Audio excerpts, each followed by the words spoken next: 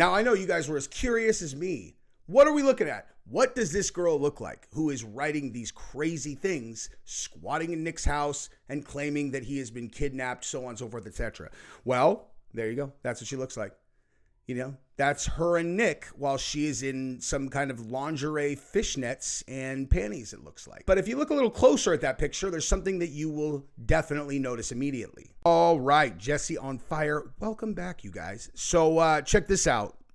I want to talk about this the story that just came out about Nick Diaz, because I was planning on doing a story about Conor McGregor's, the Ibogaine thing. I would imagine that at this point, people don't really care that much. You know, like it's like, you can only play the hey, I'm coming back game so many times before people are like, okay. And like, let's just be honest. Like, if Conor's not going to fight, no one really cares, right? It's like, he's just another rich celebrity, right?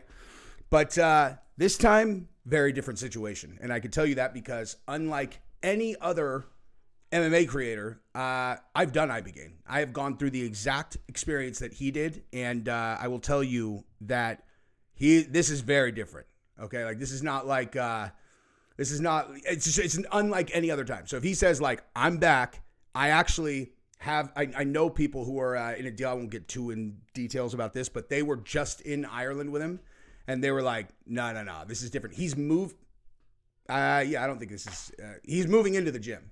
Like he's literally going to live in the gym. Like not like live in the gym, like, oh, I'm just training all day. Like he's literally going to sleep in the gym. He's not leaving. Like that is where he is moving in. Conor McGregor. This is actually happening. Okay. So I don't know if it necessarily matters. I don't know if everybody's excited about that or not, but the Nick Diaz thing, this is also very similar kind of, similar. This is the thing, dude. Conor has more money than, anybody would know what to do with. Nick Diaz probably does not, probably struggling financially. And yet their struggle, the real struggle is exactly the same. Okay. And the reason why it's important to note that is because every time I've ever talked about this, like substance abuse stuff, that nothing gets more engagement than that. Okay. So many people will be in my comments talking about their own experience because it's just a struggle that's so like, I just don't see there being any shame in it at all. It's like people are like, yeah, I've just never really gotten spracked out on anything. It's like, all right, that's pretty rare from, at least the circles I run in, man. It's like, dark characters, man. A lot of reason to want to distract yourself or whatever. And, anyway, but like I said, since I have such a unique insight into what Conor's talking about, I have to do that video. Now, I've had a lot of people ask me to do a video about Ibogaine, and this is like the perfect opportunity for me to do that. And so like I need to I don't know, I'm probably going to have to put Ibogaine in the title so that people who have been asking, I'm talking for years. I just couldn't figure out a way to kind of plug it into a video and make it make sense, but this is going to be that video. But yeah, so I'm going to tell you the entire Nick Diaz story, kidnapping, all that stuff after this, but we're going to start right here. Okay. So Conor McGregor said that Ibogaine treatment saved his life. Okay.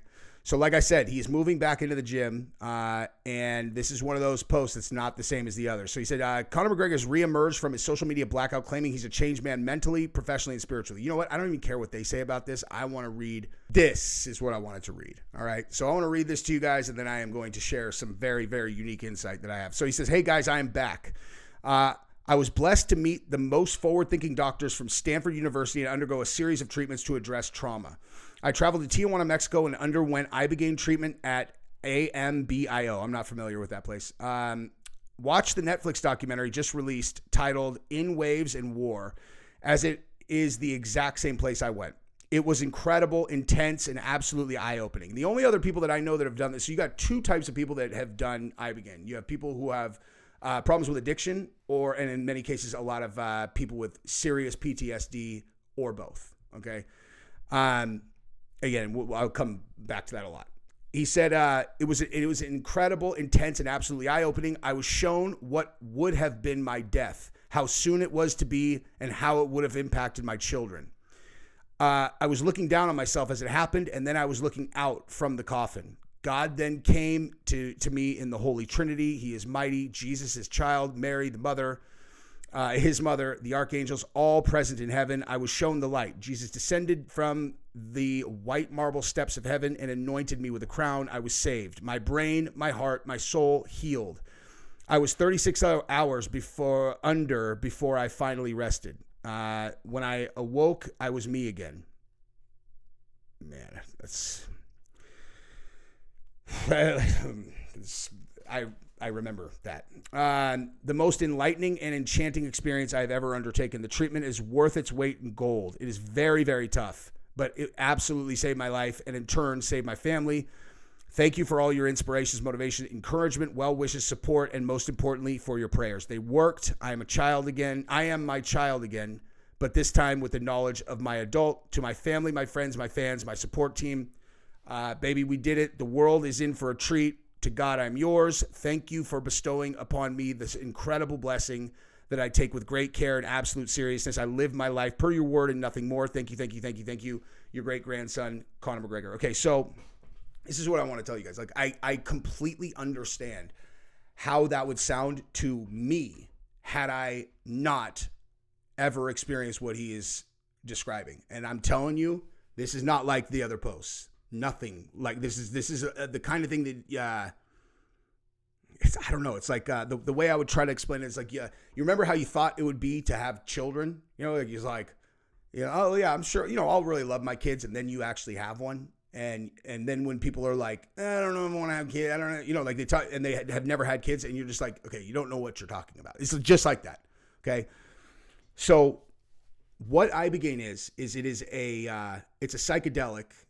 Very, very, very powerful psychedelic that is originally from Africa. It's like an African shrub or something like that. And the first time that people recognized that it was very effective for addiction, there were some heroin addicts in New York City in the 70s when people were like whacked out on heroin. Okay, and some guy, offered this dude, hey, you want to try this shit? Whatever. This is like a take anything guy. And the guy took a bunch of Ibogaine and he went into a 2-day trance. And then when he woke up, he realized that he couldn't move, like he was just in a trance for 2 days. And he realized, he's like, why didn't I get dope sick? Like I should have been dope sick, for a heroin addict, fast acting, he should have been in horrific withdrawal, and he didn't go through withdrawal. And so he told one of his friends about it. They tried it and it worked for them as well. I forgot, you guys. Merry Christmas, and I hope everyone had a nice Thanksgiving. And if you want to like this video and subscribe, that would be amazing. Say hi to Gabrielle, you guys. Hi. The experience itself is different for everyone, except it's exactly the same in one specific way, which is that you can, like, if you do mushrooms and go out into the forest, okay, your experience is going to be similar to most people's in that you're going to connect with nature, right? Like, you're going to look around and you're going to start to understand the nature, like nature. Trees, the sun, grass. Like I've had that experience on those many times, right?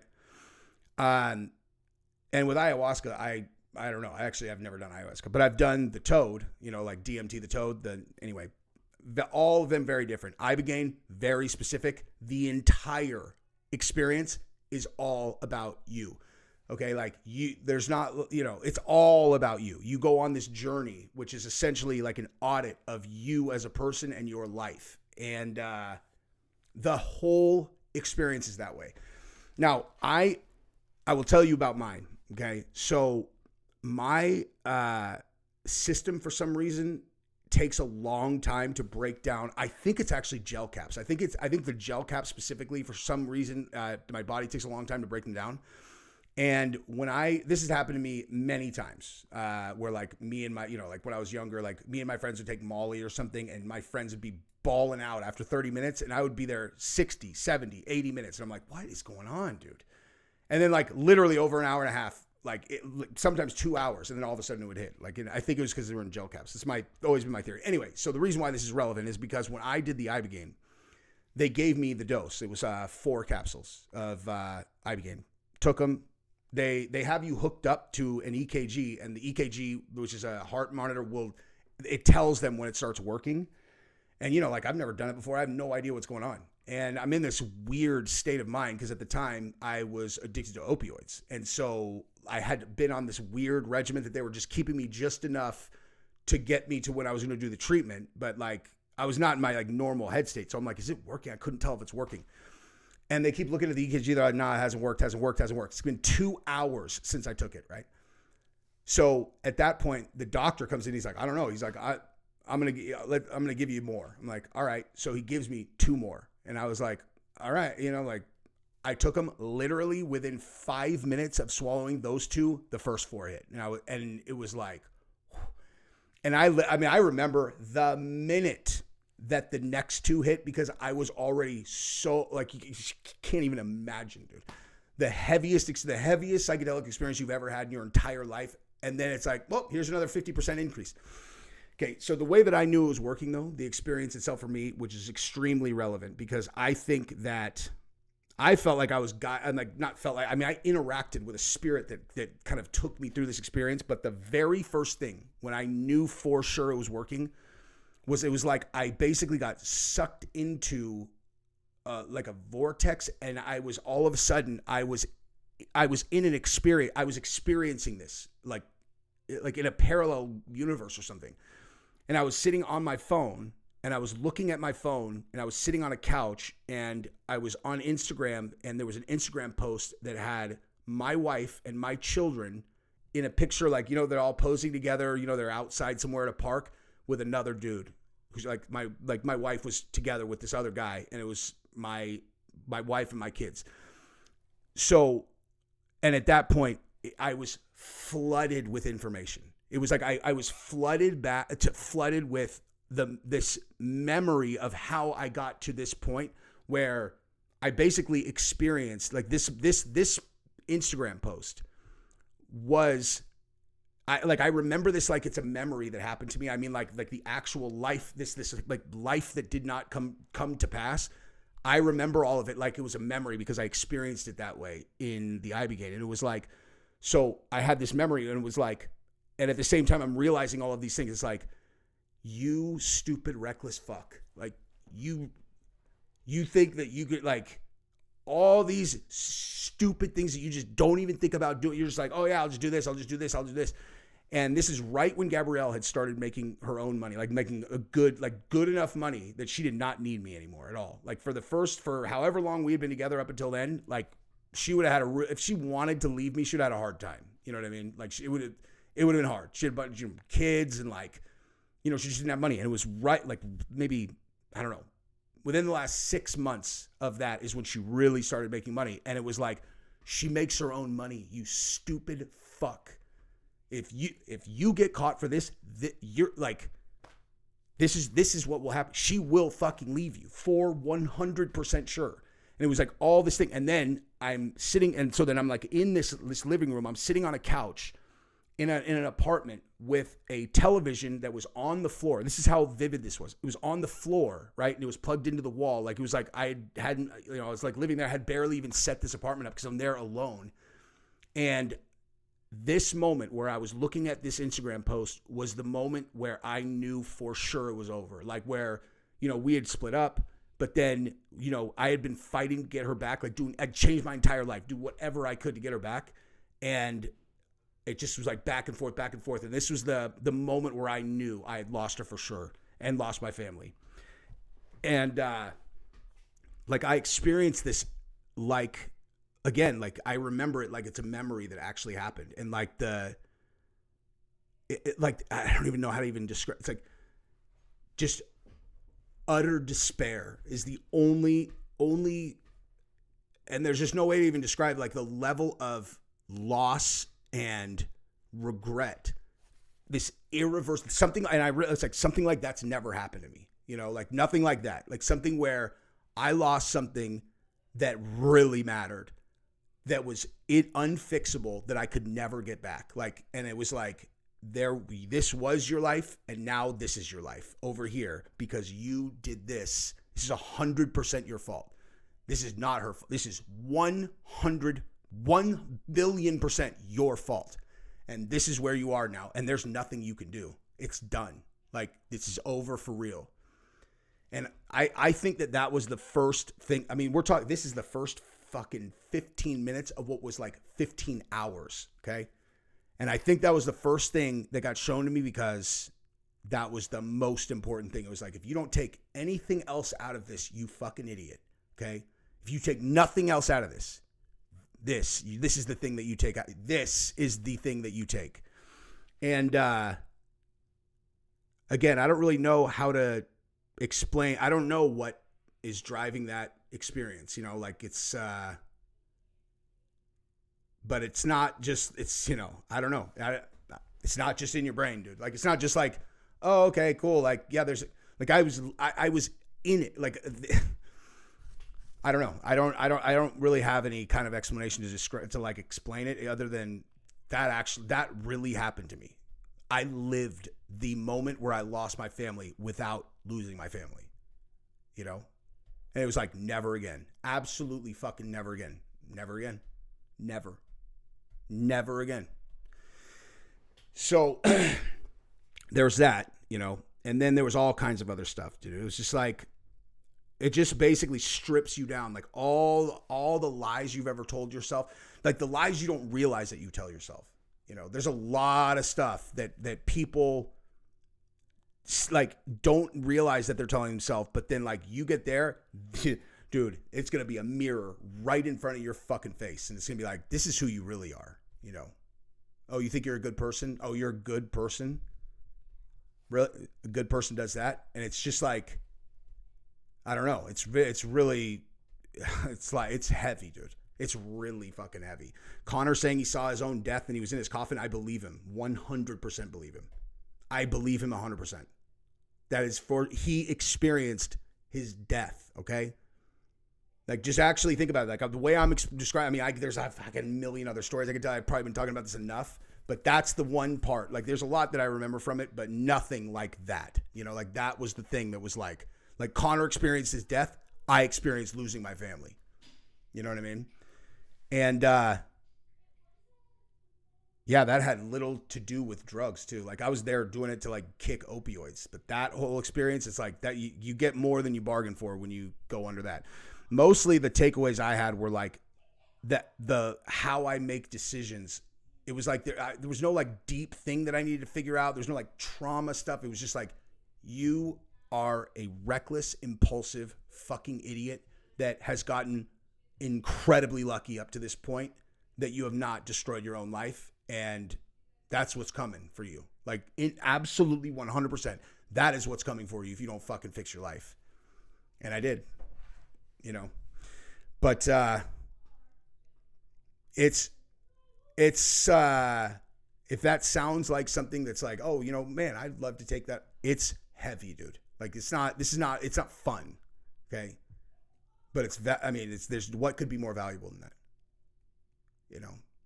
If I had all the success that I have now, but I lost my family, what's it worth? Nothing. I would feel good about it, but I know, because now I know. Anyway, let's talk about Nick. But, and I want to start here with this Nick Diaz thing, because again, this is like, man, he's got this bad girl in his life, but this situation is also weird. He's been in this place for 11 months and he wants to leave, and they like won't let him leave. Right. So he's like essentially almost been like kidnapped, but, yeah, so let's just go through this story right now. Okay. So former UFC welterweight Nick Diaz remains enrolled in an extended rehabilitation program, according to a November 28th welfare update from his coach, Jose Garcia. The 42-year-old fighter, who entered a treatment facility in Mexico in January 2025 following documented substance abuse concerns, has made measurable progress in his recovery journey, though complications surrounding his personal life and financial obligations persist. So, as far as I understand it, the complications are all coming from his girl, or like his former girlfriend. And listen, dude, okay, he has been isolated in a recovery place, right? Well, the thing about that is that your regular life, the life that you left, you're not there. So what has changed? If a person was leeching off of you at the beginning, like when you left, these are not people who are they're not giving things to anyone, right? Like, this is like, it's a perfect example of how you can evaluate a relationship, right? It's like, if you leave your life for 11 months and someone is still there after you've been gone for almost a year, if they're not your wife, okay, they're either the most loyal, amazing girl ever, or they were just taking advantage of you. And because you weren't there, they were able to just continue to take advantage of you and do whatever they wanted. And why would they not? You know, like this is the kind of relationship that needs an intervention.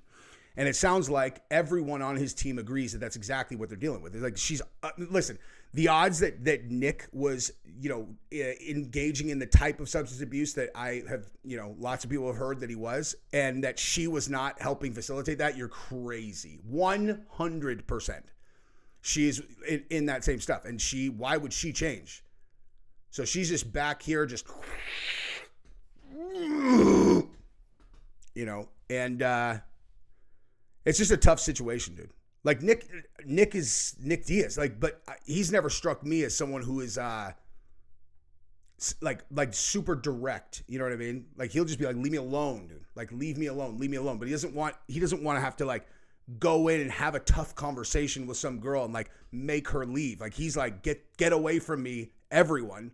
You know what I mean? I don't know if I'm doing a good job of explaining that, but I can see exactly what he's like. He's probably like in these situations, and like it would be harder for him to cut this off than other people, Anyway, okay, so this is from the coach apparently. It says, thank you for all of your concerns for my brother Nick. Nick is still in the program and doing well. Of course, he wants to go home early and not finish the program, which is not advised by the program director and his advocates. He has partially recovered from the substance use, but still has a lot of scar tissue to be healed according to the current MRI results.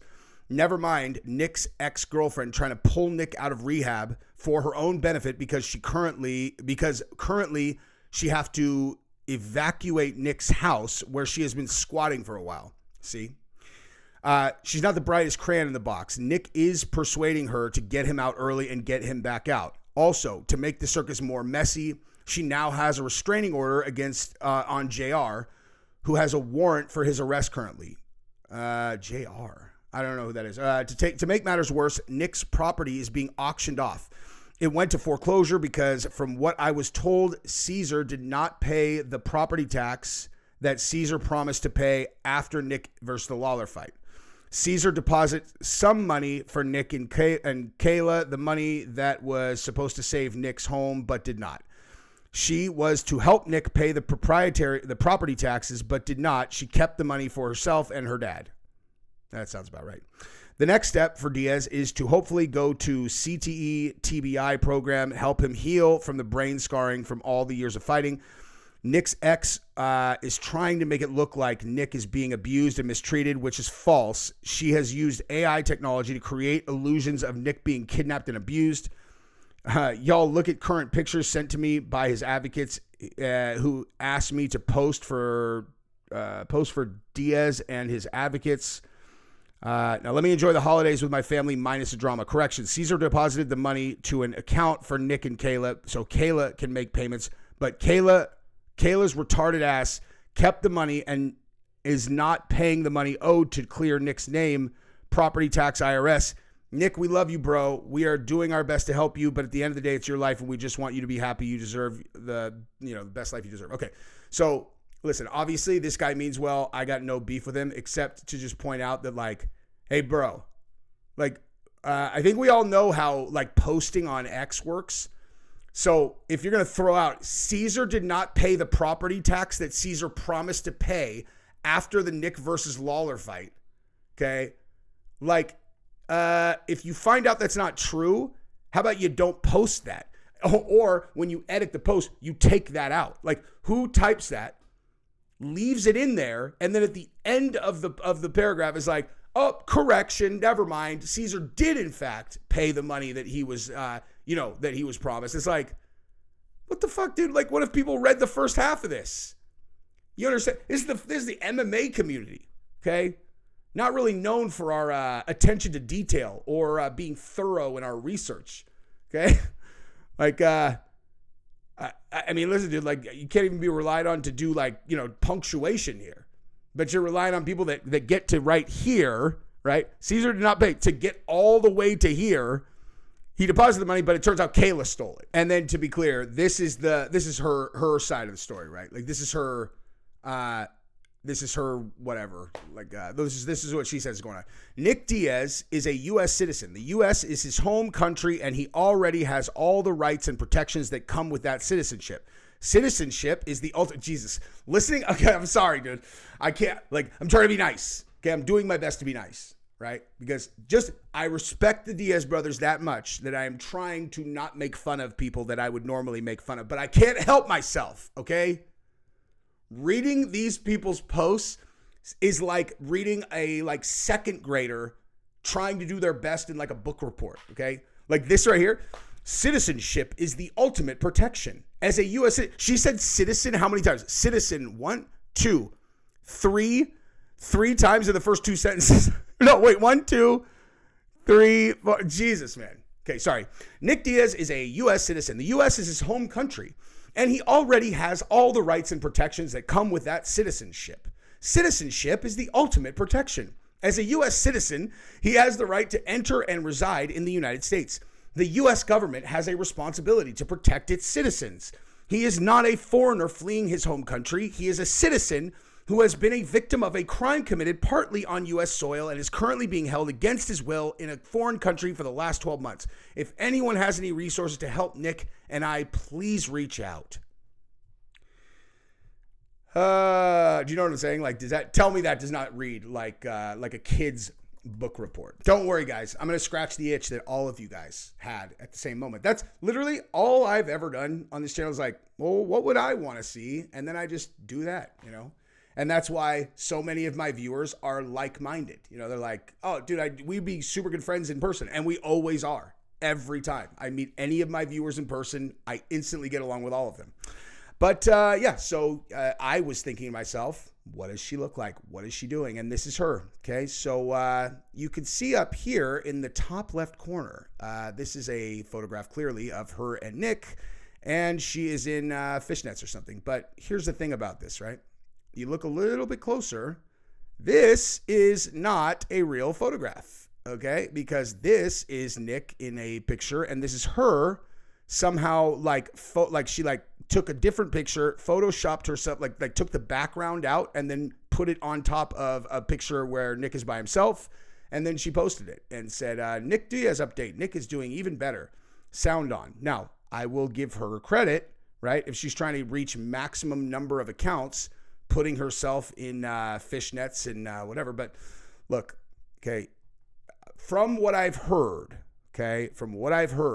her profession in some, I'm not just going to say it. I heard that she could be purchased by dudes to spend some time. If that's not true, then I absolutely apologize. I am not trying, pretty serious accusation. But that is really what I heard. I just want to, I'm not making that up. But, so that would mean that she understands how to get the most eyeballs on her stuff, And her entire page seems to be just her and Nick. But look, this is one thing I just want to point out here. So this is, when is this? This is from a year ago, okay? Oh, my God, 325 weeks? Never mind. That is much more than a year ago. So my point, okay, so here, this is 24 weeks ago. So I'm just looking at her face and cheeks, right? And this is from 21 weeks ago. I guess she doesn't have anything super recent. I was going to see, I was going to kind of guesstimate whether she's still, but there's no way to know. So anyway, that's what we got for today.